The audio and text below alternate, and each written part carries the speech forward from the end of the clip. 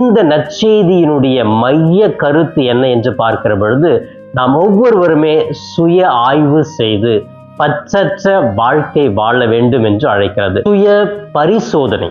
நான் யார், எப்படிப்பட்டவன், நான் எப்படி வாழ்கிறேன் என்று சுய பரிசோதனை செய்வது கிடையாது.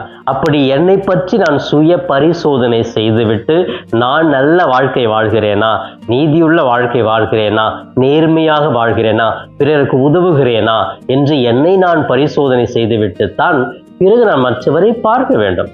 அப்படி பார்த்தால் கூட நான் அவர்களை தீர்ப்பிடுவது என்னுடைய கடமை அல்ல, அது என்னுக்கு கொடுக்கப்பட்ட பொறுப்பும் அல்ல என்பதை புரிந்து கொள்ள வேண்டும்.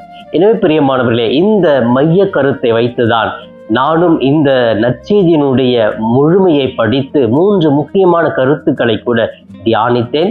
அதை கூட உங்களோடு பகிர்ந்து கொள்ளவும் ஆசைப்படுகிறேன். இந்த நற்செய்தியினுடைய முதல் கருத்தாக வருவது, குருட்டு வழிகாட்டிகளாய் வாழாதீர்கள்.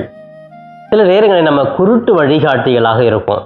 குருடர் நமக்கு தெரியும் இல்லையா, பார்வை 2 கண்களும் பார்வை இல்லை அப்படின்னு சொன்னா இன்னொருத்தரை அவர் கூட்டிட்டு போக முடியுமா, அவர் வழி நடத்த முடியுமா? இது நிஜ வாழ்க்கையில யதார்த்தமா அமையாது இல்லையா?